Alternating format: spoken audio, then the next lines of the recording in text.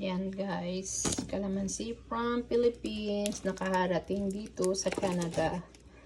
Yan, thank you sa aking brother na Joey na nagpitas ng kalamansi sa likod ng aming bahay. Thank you.